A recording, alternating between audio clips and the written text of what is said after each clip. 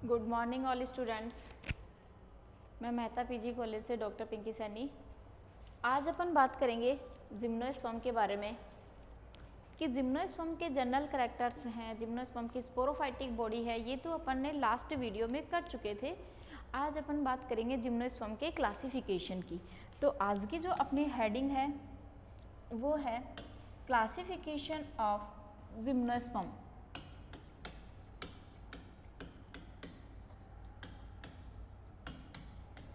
Classification of gymnosperm, Hindi में कहते हैं अनावृत बीजी का वर्गीकरण। अनावृत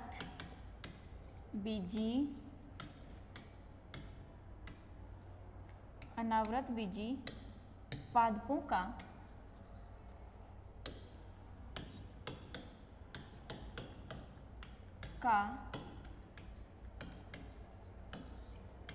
वर्गीकरण।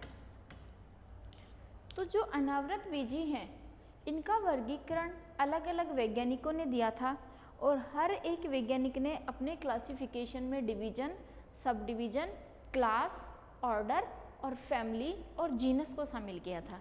लेकिन क्लासिफिकेशन लिखते टाइम कुछ वैज्ञानिक ने केवल डिवीजन, सब डिवीजन, क्लास और ऑर्डर को शामिल किया, कुछ ने उसे फैमिली तक, कुछ ने उसे जीनस तक इंक्लूड किया है। तो अपने सिलेबस में बीएससी पार्ट फर्स्ट के सेमेस्टर फर्स्ट के अंदर जो क्लासिफिकेशन है वो 3 वैज्ञानिकों का क्लासिफिकेशन है। बियर होस्ट का क्लासिफिकेशन है, स्पॉर्नी का क्लासिफिकेशन है और एक क्लासिफिकेशन है बोल्ड का क्लासिफिकेशन। तो आज अपन इन तीनों क्लासिफिकेशन को डिटेल से देखते हैं। तो सबसे पहले मैं बात करती हूँ नंबर फर्स्ट क्लासिफिकेशन की। नंबर 1 सबसे पहले अपन बात करते हैं बोल्ड के क्लासिफिकेशन की। किसका क्लासिफिकेशन? बोल्ड का क्लासिफिकेशन। बोल्ड ने जो है सबसे पहले अपना जब क्लासिफिकेशन दिया था तो 2 शब्द बोले थे। क्या? कि इन्होंने अपने क्लासिफिकेशन में 4 सब डिवीज़न को इंक्लूड किया और साथ ही इन्होंने किसको फॉलो किया? ICBN को फॉलो किया। तो इन्होंने अपना क्लासिफिकेशन, सबसे पहले ईयर बता देती हूँ मैं, 1957 में अपना क्लासिफिकेशन दिया और इनका क्लासिफिकेशन किसके अकॉर्डिंग था? ICBN, international code of botanical nomenclature, पादप नामकरण की पद्धति के अनुसार, अंतर्राष्ट्रीय पादप नामकरण पद्धति, international code of botanical nomenclature. इसके अंदर इन्होंने क्या किया, पहले मैं आपको इनके लिए समझा दूं कि कहाँ हम क्या सफिक्स ऐड करेंगे। ICBN ने क्या कहा कि जब हम इनका क्लासिफिकेशन लिखते हैं तो सबसे पहले जब हम डिवीजन लिखते हैं तो डिवीजन के अंदर क्या सफिक्स के फॉर्मेशन में क्या लगाते हैं? फाइटा। क्या लगाया जाता है? फाइटा। सब डिवीजन के बाद में क्या आता है? क्लास। क्लास में हमेशा क्या लगाते हैं? ऑप्सिडा। क्या लगाते हैं? ऑप्सिडा। क्लास के बाद में क्या आता है? ऑर्डर। ऑर्डर में हमेशा क्या लगाया जाता है? एल्स। ऑर्डर के बाद में क्या आता है? फैमिली। और फैमिली में हमेशा क्या लगाते हैं? एसी। ये क्या है? बहुत इम्पॉर्टेंट सफिक्स हैं। जब हम किसी भी जिम्नोस्पर्म का क्लासिफिकेशन लिखते हैं तो उसके अकॉर्डिंग ये इम्पॉर्टेंट सफिक्स हैं। क्या? कि डिवीज़न में हमेशा फाइटा लगेगा, क्लास में हमेशा ऑप्सिडा लगेगा और उसके ऑर्डर में हमेशा एल्स लगेगा और उसकी फैमिली में हमेशा एसी लगेगा। अब चलते हैं अपन इनके क्लासिफिकेशन की ओर। नेक्स्ट स्लाइड पे चलती हूँ मैं, फिर आपको समझाने में प्रॉब्लम नहीं आएगी। इन्होंने अपने क्लासिफिकेशन में कितने डिवीज़न को ग्रुप में डाला? 4 सब डिवीज़न को इंक्लूड किया। 4 सब डिवीज़न। अब मैं नंबर 1 से लिखती हूँ। इन्होंने अपने क्लासिफिकेशन में नंबर 1 लिया था साइकेडोफाइटा। किसको लिया था? साइकेडोफाइटा। किसको इंक्लूड किया? साइकेडोफाइटा को।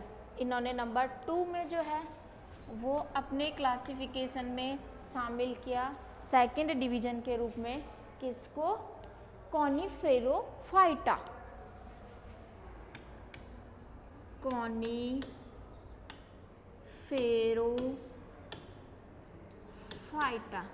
किसको इंक्लूड किया? कॉनिफेरोफाइटा को। और थर्ड डिवीजन के अंदर इन्होंने किसको शामिल किया? नीटोफाइटा। नीटोफाइटा। और नंबर 4 में इन्होंने किसको शामिल किया? गिंगोफाइटा। गिंगोफाइटा किसको शामिल किया? गिंगोफाइटा को इन्होंने शामिल किया। अब अपन चलते हैं इनके आगे की क्लासिफिकेशन में। साइकेडोफाइटा, कॉनिफेरोफाइटा, गिंगोफाइटा और नीटोफाइटा। अब मैं चलती हूँ इसमें आगे। डिवीजन के बाद में हमेशा क्या आती है? क्लास आती है। अभी मैंने आपको इसमें समझाया कि जब हम इसकी क्लास लिखते हैं तो क्लास में हमेशा एक सफिक्स के फॉर्मेशन में क्या लगाएंगे? ऑप्सिडा लगाएंगे। सफिक्स के फॉर्मेशन में ऑप्सिडा को जो है वो यूज करते हैं। ऑप्सिडा, ऑप्सिडा तो इसी से जोड़ना है केवल। यहाँ है साइकेडोफाइटा, साइकेडोफाइटा से क्या हो जाएगा? साइकेडोप्सिडा। साइकेडोप्सिडा, साइकेडोप्सिडा। जो कॉनिफेरोफाइटा है इससे क्या बन जाएगा? कॉनिफेरोप्सिडा। और जो निटोप्सिडा है इससे क्या बन जाएगा? निटोप्सिडा। और जो गिंगोफाइटा है इससे क्या बन जाएगा? गिंगोप्सिडा। क्लियर? सफिक्स हमने क्या लगाया इसके अंदर? ऑप्सिडा। किसको लगाया? ऑप्सिडा को लगाया। और इसके ऑप्सिडा से अब क्या बन गया? निटोप्सिडा, साइकेडोप्सिडा और गिंगोएल्स। इससे क्या बन गया? गिंगोप्सिडा। तो जैसे ही ये निटोप्सिडा, गिंगोप्सिडा और साइकेडोप्सिडा के फॉर्मेशन में आता है, अब हम चेंज करते हैं इसके अंदर क्लास के बाद में ऑर्डर। यहाँ मैं लिखूँगी इनके ऑर्डर, जो मैं थोड़े से डिफरेंट कलर से लिख देती हूँ जो आपको समझ में आ जाएंगे। इसको हटा देती हूँ मैं, इस सफिक्स शब्द को और इसको। तो ये बन गई पूरी क्लास। अब मैं लिख देती हूँ ऑर्डर। ऑर्डर में अभी मैंने आपको समझाया क्या लिखा जाता है? एल्स लिखा जाता है। तो साइकेडोफाइटा, साइकेडोप्सिडा, इससे क्या बन जाएगा? साइकेडेल्स। क्या बनेगा इससे? साइकेडेल्स, क्योंकि सफिक्स क्या लगेगा? एल्स। इससे क्या बन जाएगा? कॉनिफेरेल्स। कॉनिफेरेल्स। इससे क्या बन जाएगा? नीटोफाइटा था ये, नीटेल्स। क्या बनेगा? नेटेल्स। इससे क्या बन जाएगा? गिंगोएल्स। गिंगोएल्स। अब बात करते हैं हम ऑर्डर के बाद में उसके फैमिली की, यानी कि जब हम क्लासिफिकेशन लिखते हैं तो सबसे पहले लिखते हैं उसका डिवीजन, फिर क्लास, फिर ऑर्डर, फिर फैमिली। अब मैं इनकी सबकी फैमिली जो है वो इसी से आगे लिख देती हूँ। इसी से आगे लिख देती हूँ और इसको नीचे ले आती हूँ कि जो साइकेडेल्स है इसकी फैमिली जो है उसका नाम क्या हो जाएगा? फैमिली का, ये साइकेडेल्स था, एसी लगेगा तो क्या बन जाएगा? साइकेडेसी। जो कॉनिफेरेल्स है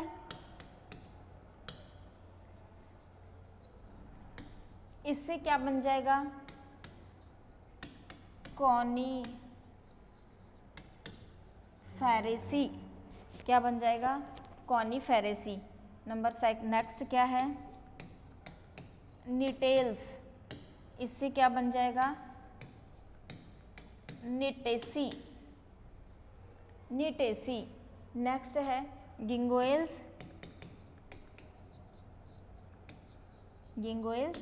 इससे क्या बन जाएगा, गिंगोएसी।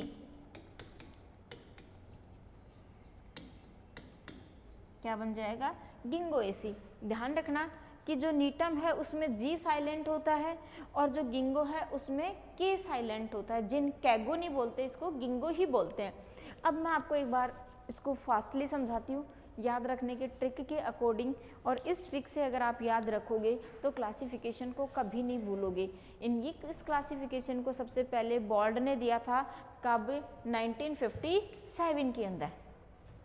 1957 में जब इन्होंने अपना क्लासिफिकेशन दिया था तो इन्होंने क्या किया कि जो जिम्नोस्पर्मिक प्लांट्स हैं, इन जिम्नोस्पर्मिक प्लांट्स की क्लासिफिकेशन को किसके अकॉर्डिंग रखा था, आईसीबीएन के अकॉर्डिंग रखा गया था। और आईसीबीएन में क्या कहा गया है, जब हम किसी भी जिम्नोस्पर्मिक प्लांट्स का क्लासिफिकेशन जब हम लिखते हैं तो उसके डिवीजन में हमेशा क्या सफिक्स लगाते हैं, फाइटा। और जो इसकी क्लास होती है उसमें हमेशा सफिक्स क्या लगाते हैं, ऑप्सीडा। और जो ऑर्डर होता है उसके अंदर सफिक्स क्या लगाते हैं, एल्स।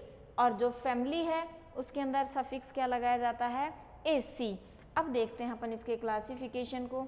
जैसे इसका क्लासिफिकेशन मैंने आपको समझाया कि इसने अपने क्लासिफिकेशन में 4 डिवीजन को इंक्लूड किया और साथ में इस 4 डिवीजन से बनने वाले जो 4 क्लासेस थी उनको शामिल किया, और इन 4 क्लासेस से बनने वाले 4 ऑर्डर को शामिल किया, और फिर इन्हीं 4 ऑर्डर से बनने वाली 4 फैमिली को शामिल किया।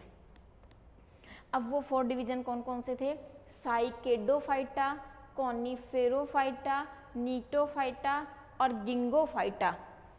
अभी मैंने आपको समझाया कि फाइटा जो है वो इसमें क्या लगता है, एक सफिक्स के फॉर्मेशन में लगता है। तो क्या बन गया इससे, साइकेडोफाइटा। जैसे इसका क्लासिफिकेशन हम लिखेंगे क्लास, तो क्या बन जाएगा, साइकेडोप्सिडा, कॉनिफेरोप्सिडा, निटोप्सिडा, और इससे बन जाएगा गिंगोप्सिडा। जब हम इन्हीं क्लास की बात करते हैं, इसके बाद जब हम इसी के ऑर्डर पे अगर हम आते हैं तो ऑर्डर में मैंने अभी आपको समझाया सफिक्स के फॉर्मेशन में क्या लगता है, एल्स लगता है। जब एल्स लगता है तो क्या बन जाएगा, साइकेडेल्स, कॉनिफेरेल्स, नीटेल्स, गिंगोएल्स। इससे पहले मैंने आपको समझाया कि जब फैमिली लिखते हैं तो हमेशा क्या सफिक्स लगता है, एसी। और जब एसी सफिक्स के रूप में लगता है तो क्या बन जाता है इससे, निटेसी, साइकेडेसी और साइकेडेसी, कॉनिफेरेसी, निटेसी और गिंगोएसी। तो इस तरीके से मैंने आपको पूरा एक क्लासिफिकेशन समझाया, बोल्ड का क्लासिफिकेशन। नेक्स्ट क्लासिफिकेशन में अपन बात करते हैं किसकी, बोल्ड के क्लासिफिकेशन की। बोल्ड का जो क्लासिफिकेशन था उसमें और एक आता है स्पोर्नी का क्लासिफिकेशन। तो नेक्स्ट पॉइंट में अपन बात करते हैं स्पोर्नी के क्लासिफिकेशन की। नेक्स्ट क्लासिफिकेशन है स्पोर्नी। स्पोर्नी ने जो है वो अपना क्लासिफिकेशन कब दिया था, 1966 में। इन्होंने अपना क्लासिफिकेशन कब दिया था, 1966 में दिया था। जब इन्होंने 1966 में अपना क्लासिफिकेशन दिया तो इन्होंने भी क्या किया, अपने क्लासिफिकेशन में कितने ग्रुप बनाए, 3 ग्रुप बनाए। और इन्होंने अपने क्लासिफिकेशन में उन 3 ग्रुप्स के रूप में किसको शामिल किया था, क्लास को शामिल किया था। तो जब मैंने क्लास लिख दिया यहाँ, तो हमें कहाँ से क्लासिफिकेशन शुरू करना है, क्लास से ही क्लासिफिकेशन शुरू करना है। अब हमें डिवीज़न नहीं लिखने की ज़रूरत है। तो वो क्लास कौन कौन सी थी, नंबर 1 यहाँ लिख देते हैं क्लास। उस क्लास में नंबर 1 थी साइकेडोप्सिडा। अभी मैंने समझाया आपको क्लास में क्या लगता है, ऑप्सिडा। तो क्या बन जाएगा, साइकेडोप्सिडा।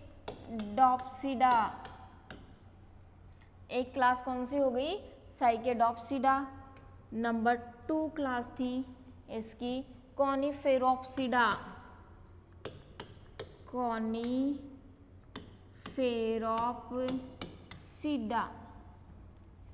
और क्लास नंबर 3 जो है वो थी निटॉप्सिडा। कौन सी थी? निटॉप्सिडा। तो 3 इन्होंने अपने क्लासिफिकेशन में क्लास को शामिल किया है। एक क्लास थी साइकेडोप्सिडा, एक क्लास थी कॉनिफेरोप्सिडा और एक क्लास थी निटॉप्सिडा। ये आती है इसकी 3 क्लासेज। अब अपन बात करते हैं इन क्लासेज में आने वाले ऑर्डर की। ऑर्डर, ये क्लास शब्द मैंने यहाँ लिख दिया, इसलिए हम इसको यहाँ से इरेज कर देते हैं। ये क्लास मैंने यहाँ लिख दिया इसको क्लास। अब तीनों क्लास के अंदर आने वाले जो ऑर्डर थे उनको मैं एक साथ लिख देती हूँ, यहाँ लिख देती हूँ ऑर्डर। अब जो साइकेडोप्सिडा है, अब ये तो हमें पता ही है कि ऑर्डर में एल से लगता है, तो अब जो साइकेडोप्सिडा क्लास है इसमें एक ऑर्डर तो क्या बन जाएगा? साइकेडेल्स। इसको मैं दूसरे कलर से लिख देती हूँ जिससे आपको समझने में प्रॉब्लम नहीं आएगी। एक तो इसी से बन जाएगी साइकेडेल्स, एक ऑर्डर था साइकेडेल्स। अब याद रखना कि बोल्ड ने तो अपने क्लासिफिकेशन में हर एक डिवीजन में एक ही क्लास शामिल करी थी और हर एक क्लास के अंदर एक ही ऑर्डर को शामिल किया था, लेकिन स्पोर्ली ने अपने क्लासिफिकेशन को जब लिखा तो हर एक क्लास के अंदर किसी में 3, किसी में 4, किसी में 5 जो हैं वो सब ऑर्डर को भी क्या किया इन्होंने? शामिल किया। तो एक ऑर्डर कौन सा है साइकेडोप्सिडा का? साइकेडेल्स। एक ऑर्डर था इसका बेनिटाइटेल्स।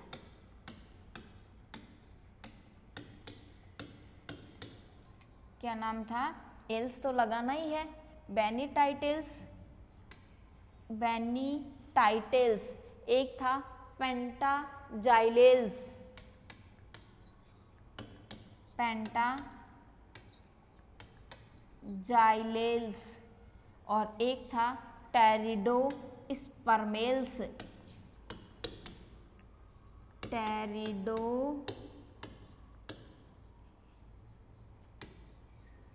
कौन सा था? टेरिडोस्पर्मेल्स। इस तरीके से इन्होंने साइकेडोप्सिडा जो क्लास थी उसके क्या बना दिए? 4 ऑर्डर बना दिए। अब मैं चलती हूँ नेक्स्ट किस में? कॉनिफेरोप्सिडा के अंदर। कॉनिफेरोप्सिडा, कॉनिफेरोप्सिडा जो है इसको भी क्या किया? अलग अलग ग्रुप्स के अंदर यानी कि अलग अलग ऑर्डर में डिवाइड किया। तो पहला तो इसी से बन जाएगा, कॉनिफेरोप्सिडा से क्या बन जाएगा? कॉनिफेरेल्स, कॉनिफेरेल्स। एक तो क्या बन गया इससे? कॉनिफेरेल्स। एक बन जाता है इससे कोडाइटेल्स। क्या बन जाता है? कोडाइटेल्स। एक होता है इससे टैक्सेल्स, कोडाइटेल्स। एक होता है टैक्सेल्स, टैक्सेल्स। और एक होता है इससे गिंगोएल्स,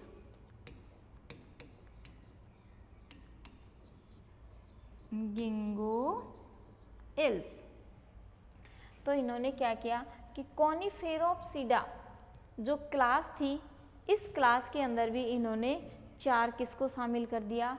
ऑर्डर को शामिल कर दिया। तो जो फर्स्ट वाले थे साइकेडोप्सिडा के, उनके 4 के नाम हैं साइकेडियोडेल्स, बेनिटाइटेल्स, पेंटाजाइलेल्स और टेरिडोस्पर्मेल्स।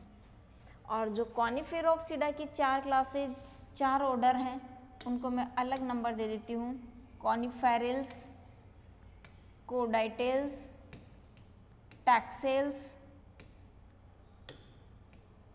टैक्सेल्स, नंबर C और गिंगोएल्स नंबर D। अब मैं यहाँ आपको एक बात और समझा दूँ, जैसे ये बेनिटाइटल्स, जैसे कोडाइटल्स, जैसे टैक्सेल्स।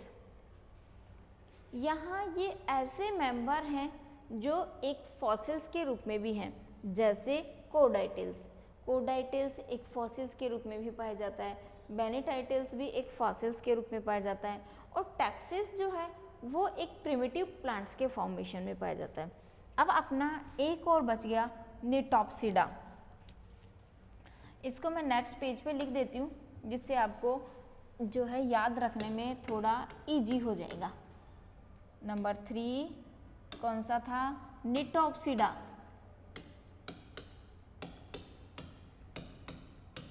वैसे ही निटॉप्सिडा के अंदर भी जो है वो क्या बनाए गए? कई ऑर्डर बनाए गए। इसके भी क्या बनाए गए? ऑर्डर। अब ऑर्डर है तो सिंपल सी बात है, एल्स तो लगेगा ही लगेगा, तो एक तो इसी से बन जाता है क्या? निटेल्स।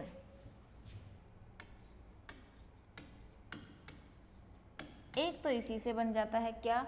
निटेल्स। एक इसके अंदर होता है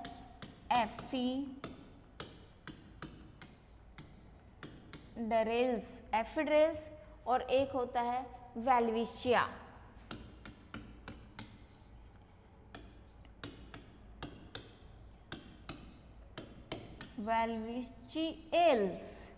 एल्स तो लगेगा ही लगेगा, तो क्या हो जाएगा?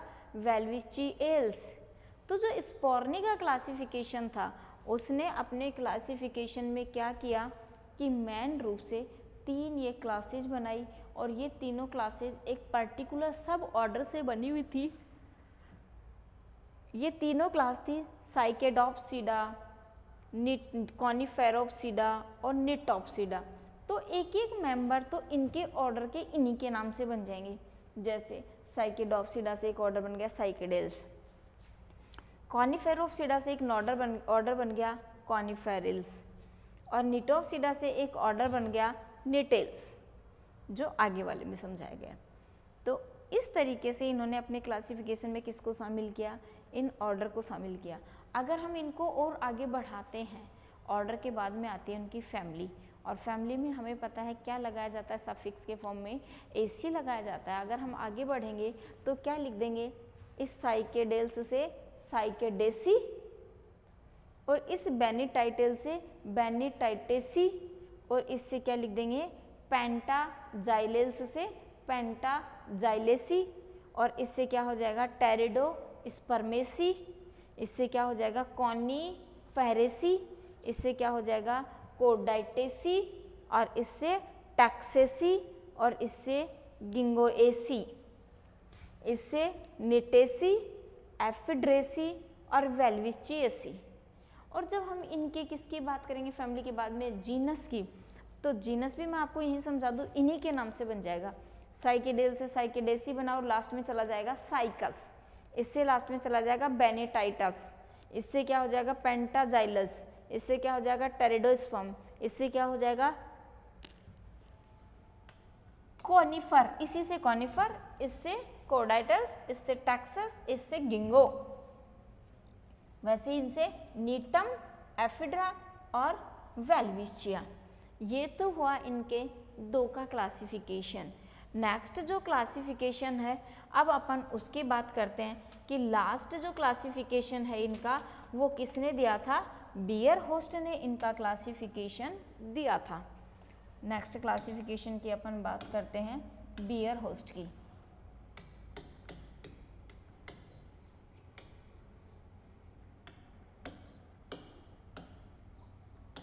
किसने दिया था? बियरहोस्ट ने क्लासिफिकेशन दिया था। कब? 1971। अब तो सबको याद हो ही गया होगा कि बोल्ड ने अपना क्लासिफिकेशन 1957 में दिया था, 1957 में। उसके बाद में इन स्पॉडी ने अपना क्लासिफिकेशन दिया था 1966 में, और उसके बाद में इन्होंने क्लासिफिकेशन दिया था बियरहोस्ट ने। कब?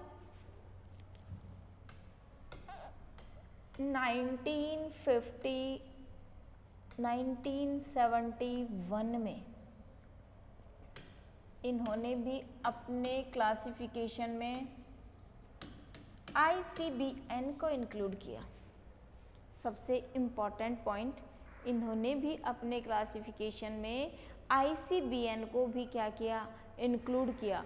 ICBN को इंक्लूड करने का मतलब है कि इन्होंने भी अपने क्लासिफिकेशन को लिखते टाइम किसको ध्यान में रखा कि डिवीज़न में हमें फाइटा ही लगाना है, क्लास में हमें ऑप्सिडा ही लगाना है, क्लास के बाद में आता है ऑर्डर, ऑर्डर में हमें एलसी ही लगाना है, उसके बाद में आती है फैमिली, फैमिली में हमें लगाना है एसी, और उसी के नाम से जब लास्ट में जीनस बनाते हैं तो उसका नाम लिखना है।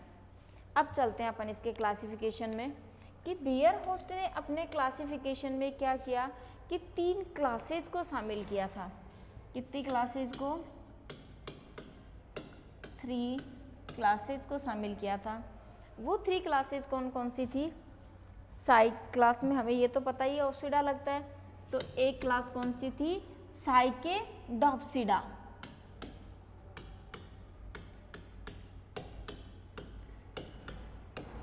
एक क्लास कौन सी थी? साइकेडॉप्सिडा। एक क्लास कौन सी थी? कॉनिफेरॉप्सिडा। कॉनिफेरॉप्सिडा।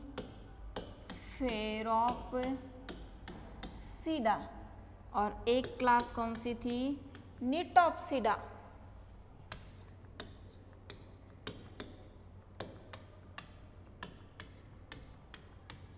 एक क्लास कौन सी थी?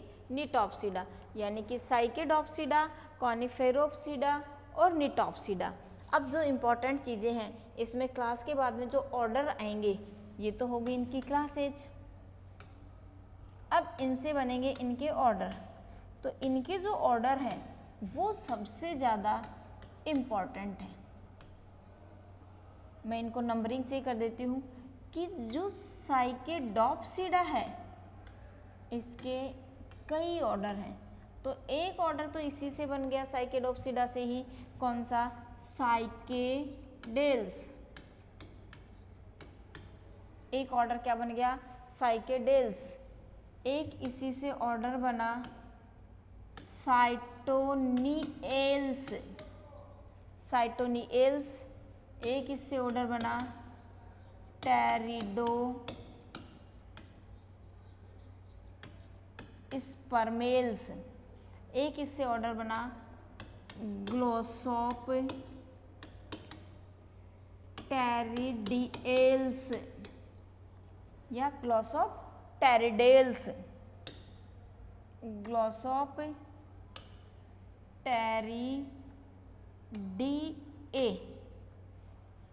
ग्लोसोप्टेरिडेल्स। तो इस तरीके से इनके ये ऑर्डर हैं। एक ऑर्डर और था इसका, इसी से बना हुआ था, एक तो है साइकेडेल्स और एक है साइकेडियोडेल्स।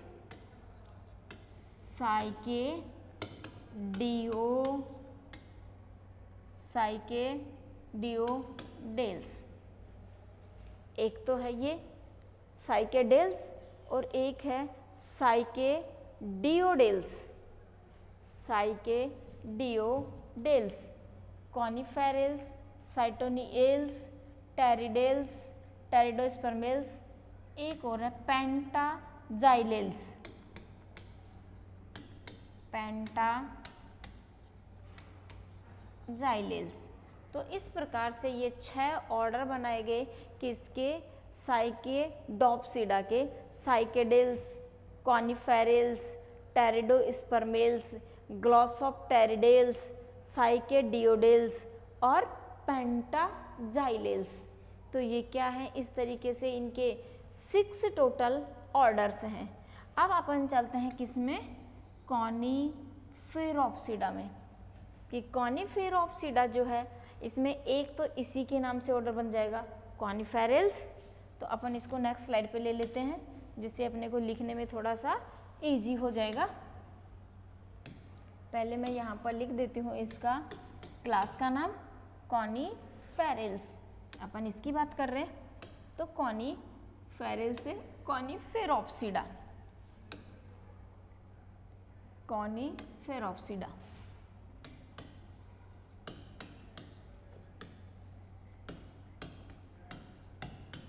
क्या बनी क्लास? कॉनिफेरोप्सिडा।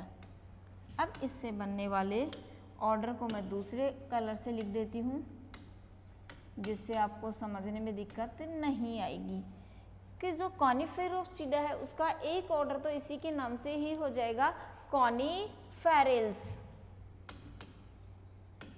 कॉनिफेरल्स। एक ऑर्डर होता है गिंगोएल्स।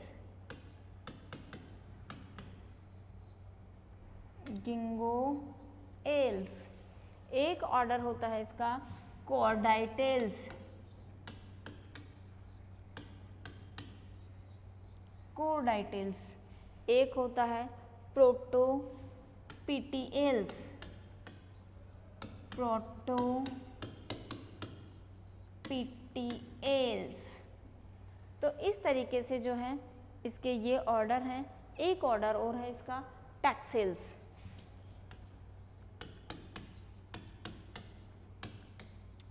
टैक्सिल्स।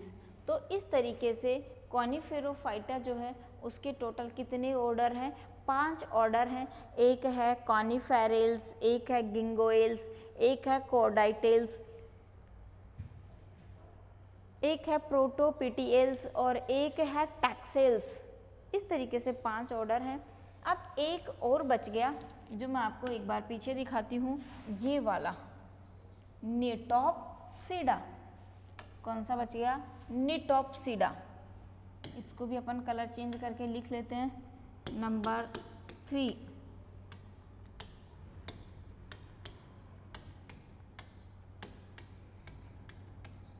कौन सा है? निटॉप्सिडा। इससे क्या जुड़ेगा? नीटम। पहला तो नीटमी। अब जब इसकी हम ऑर्डर लिखेंगे तो ऑर्डर में हमें पता है क्या लगाना है? एल्स। तो क्या बन जाएगा? नीटेल्स। क्या बनेगा? तो एक तो हम इसी के नाम से लिख देंगे,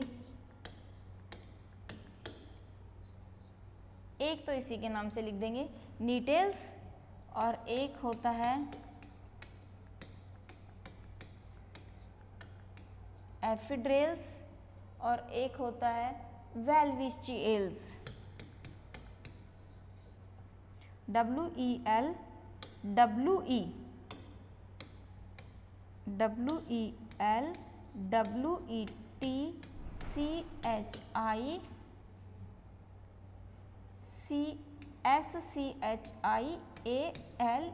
WETCHIALES। वेल्विचिएल्स। वेल्विचिएल्स। WELWIT, यहाँ आई आएगा बच्चों, WITSCHIALES।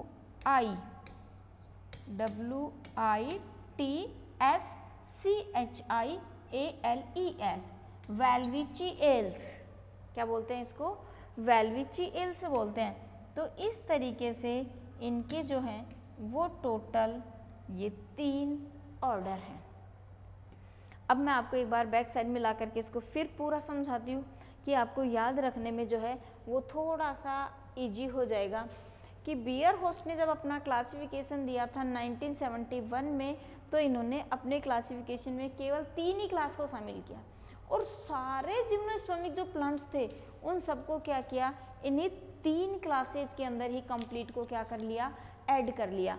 अब जब इन्होंने ऐड किया तो क्या किया? सबसे पहले एक क्लास का नाम रख दिया साइकेडोप्सिडा, एक क्लास का नाम रख दिया कॉनिफेरोप्सिडा और एक क्लास का नाम रख दिया निटॉप्सिडा। तो जो साइकेडोप्सिडा क्लास थी, साइकेडोप्सिडा, उसमें किस किस को शामिल कर दिया? साइकेडेल्स को भी शामिल कर लिया, इस साइकेडेल्स को भी शामिल किया और इसी के साथ साथ साइकेडियोडेल्स को शामिल कर लिया, साथ में फॉसिल्स को, साइटोनियल्स को शामिल कर लिया और टेरिडोस्पर्मेल्स को शामिल कर लिया और साथ में एक फॉसिल्स ग्लोसोप्टेरिडियल्स को भी शामिल कर लिया और एक पेंटाजाइलेज को शामिल किया। और जो नेक्स्ट था कॉनिफेरोप्सिडा, इसके अंदर इन्होंने कॉनिफेरस को तो शामिल किया ही किया, यानी कॉनिफेरल्स तो बनाया ही बनाया, साथ ही गिंगो को भी इसी में डाल दिया और क्या नाम कर दिया? गिंगोएल्स, कॉर्डाइटेल्स और प्रोटोपिटिएल्स और लास्ट में टैक्सेल्स। नेक्स्ट आता है निटोप्सिडा। निटोप्सिडा को इन्होंने क्या किया, 3 ऑर्डर में डिवाइड किया। एक का नाम रखा नीटेल्स, एक का नाम रखा एफिड्रेल्स और एक का नाम रख दिया वेल्विचिएल्स। यहाँ तक सभी को क्लियर।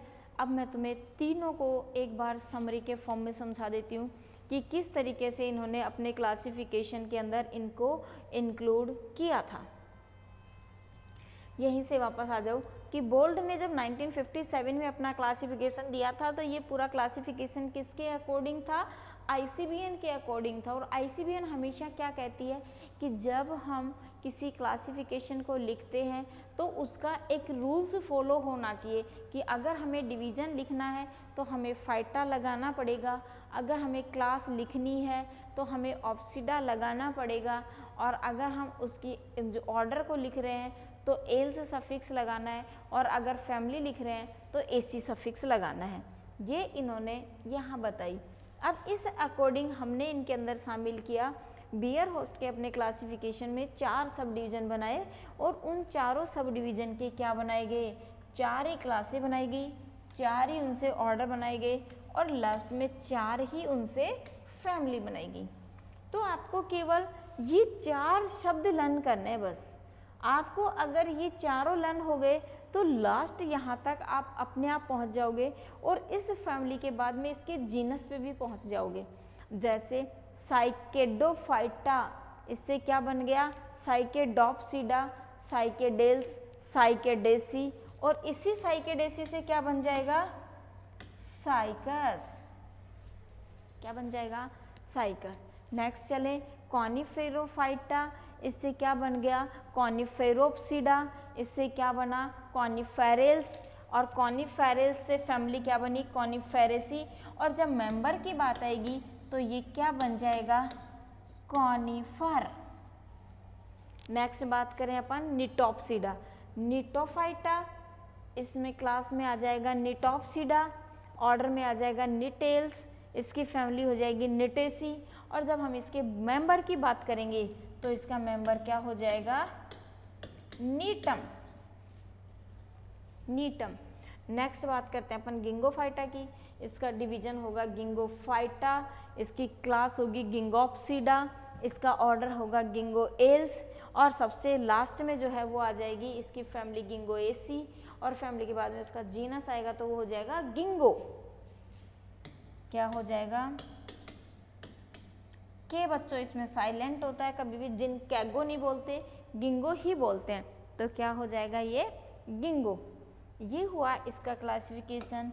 अब क्लासिफिकेशन था किसका, स्पोर्नी का, कब का, 1966 का। अब मैंने आपको ये एक तरीके से वैसे समझाया है, कैसे, छोटे रूप में, लेकिन जब यही क्वेश्चन 7 मार्क्स में किसी एक मेंबर का अगर क्लासिफिकेशन वह पूछता है तो आपको केवल उसके क्लास और ऑर्डर तक ही नहीं लिखना है, ऑर्डर के बाद में उसकी फैमिली भी लिखनी है, फैमिली के बाद उसको आपको इसका जीनस तक भी पहुंचना है। अब जैसे मैं बात करूं साइकेडोप्सिडा, तो साइकेडोप्सिडा उसकी क्लास है। अगर मैं उसके ऑर्डर की बात करूं तो साइकेडेल्स। अगर मैं इसी ऑर्डर की फैमिली की बात करती तो मैं यहाँ क्या लिख देती, साइकेडेसी। और आगे अगर मैं इसको बढ़ाती, इसके जीनस के पास पहुँचती तो ये क्या हो जाता है, साइकस। तो वापस आ गया ये बोल्ट के क्लासिफिकेशन के अकॉर्डिंग ही। तो हमें अगर क्वेश्चन का हमें ध्यान रखना है कि वो क्वेश्चन कितने नंबर के मार्क्स में पूछा हुआ है। अगर क्वेश्चन आता है आपके डायरेक्ट क्लासिफिकेशन ऑफ जिम्नोस्पर्म तो आप तीनों क्लासिफिकेशन में से किसी एक क्लासिफिकेशन को ब्रीफली समझाओगे डिटेल से, और बचे हुए 2 क्लासिफिकेशन को आप शॉर्ट में समझाओगे।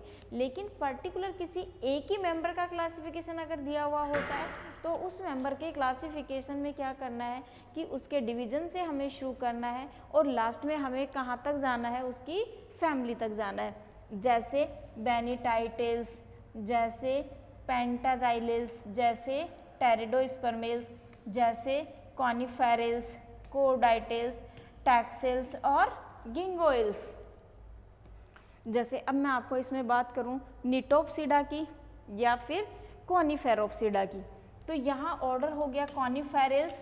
जब हम इस ऑर्डर के बाद में फैमिली में जाएंगे तो इसी से क्या बन जाएगा, कॉनिफेरेसी, ACEAE, कॉनिफेरेसी। और जब हम इसी के जीनस की बात करेंगे तो इससे क्या बन जाएगा, कॉनिफर। इसी से क्या बन जाएगा, कॉनिफर बन जाएगा। वैसे ही मैं इसमें बात करूं निटॉप्सिडा में, जो अगले इसमें शो किया गया है, ये बनाया मैंने निटॉप्सिडा। इसके 3 ऑर्डर हैं, एक है निटेल्स, एक है एफिड्रेल्स और एक है वेल्विचिएल्स। तो अगर मैं इसकी बात करती हूँ इस निटेल्स की, तो वही ऑर्डर में एल्स, और इसके बाद में जब मैं इसकी फैमिली में आऊँगी तो इसी से क्या बन जाएगा, निटेसी, ACEAE। और इसी निटेसी के जब हम जीनस की बात करेंगे तो उससे क्या बन जाएगा, GNETUM। क्या बन जाएगा इससे, GNETUM, नीटम।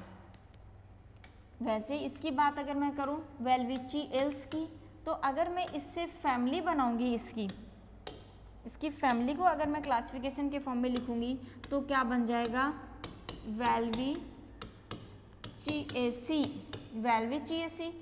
और जब इसी फैमिली से क्या बनेगा इसका जीनस, तो क्या बन जाएगा, वेल्विचिया, WELWITSCHIA। क्या बन जाएगा, वेल्विचिया। तो यही वेल्विचिया जो है वो एक किसके रूप में पाया जाता है, फॉसिल्स के रूप में पाया जाता है। वैसे ही जो बेनेटाइटेल्स है वो भी फॉसिल्स के रूप में पाया जाता है, कोडाइटेल्स भी फॉसिल्स के रूप में पाया जाता है। तो ये सारे क्लासिफिकेशन देख के और हम क्या कह सकते हैं कि बियर हॉस्ट ने और स्पॉर्नी ने जो अपना क्लासिफिकेशन दिया था, इन्होंने अपने क्लासिफिकेशन में फॉसिल्स को भी क्या किया है, शामिल किया है। लेकिन सबसे फर्स्ट जो क्लासिफिकेशन था किसका, स्पॉर्नी का। सबसे फर्स्ट जो क्लासिफिकेशन था, ये क्लासिफिकेशन था बोल्ड का।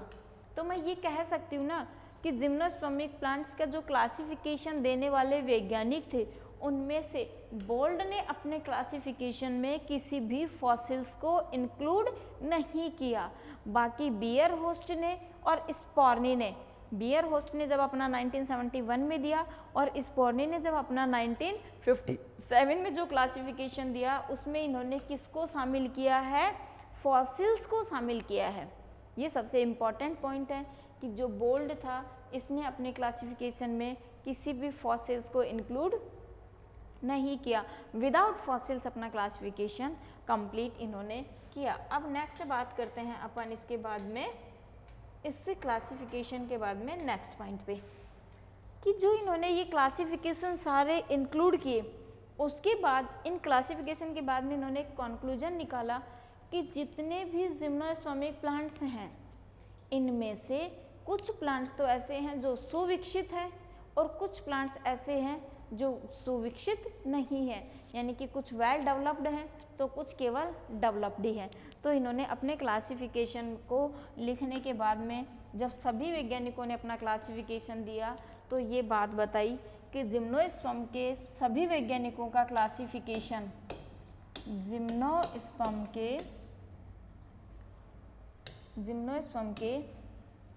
जिम्नोस्पर्म्स के सभी वैज्ञानिकों का वर्गीकरण एक समान नहीं है। क्यों? क्योंकि कुछ ने अपने क्लासिफिकेशन में फॉसिल्स को शामिल किया और कुछ ने अपने क्लासिफिकेशन में फॉसिल्स को शामिल नहीं किया। इसलिए इनके क्लासिफिकेशन को एक मत नहीं होने के बाद में भी उनको क्या माना गया, एक सहमति दी गई कि जितने भी जिम्नोस्पर्मिक प्लांट्स हैं उनमें से टेरिडोस्पर्म, पी साइलेंट होता है इसमें, टेरिडोस्पर्म, एक होते हैं टेरिडोफाइटा, तो तो जो टेरिडोस्पर्म है ये तो क्या थे, न्यूनतम विकसित पादप थे। क्या थे, न्यूनतम विकसित। लेकिन इनके बाद में, इन न्यूनतम विकसित बाद में क्या कहा कि निम्नतम ग्रुप के जो पादप थे, कि निम्नतम ग्रुप के जितने भी प्लांट थे वो सारे क्या थे, सुविकसित। क्या थे, सुविकसित। इससे क्या कंक्लूजन निकलता है कि इस ग्रुप को, निम्नतम ग्रुप को सबने अपने क्लासिफिकेशन में शामिल किया क्योंकि ये ग्रुप एक ऐसा था जो सुविकसित था। लेकिन टेरिडोस्पर्म को कुछ वैज्ञानिकों ने, जैसे बियरहोस्ट ने, जैसे स्पॉनी ने अपने क्लासिफिकेशन में शामिल किया, लेकिन बोल्ड ने अपने क्लासिफिकेशन में बिल्कुल शामिल नहीं किया। क्यों? क्योंकि ये है तो जिम्नोस्पर्मिक प्लांट्स लेकिन सुविकसित नहीं है, न्यूनतम विकसित ये है, इसलिए इन्होंने अपने क्लासिफिकेशन में इसको शामिल नहीं किया। आज की क्लास में अपन ने जो है कंप्लीट जिम्नोस्पर्म के क्लासिफिकेशन को देख लिया है। नेक्स्ट वीडियो में अपन बात करेंगे कि जो जिम्नोस्पर्मिक प्लांट्स हैं उनकी क्या क्या इम्पोर्टेंस हैं, क्या क्या उनके इकोनॉमिक इम्पोर्टेंस हैं, यानी हम क्या क्या उनसे किस तरीके से इकोनॉमिक्स को बढ़ा सकते हैं। तो आज की क्लास के लिए थैंक्स।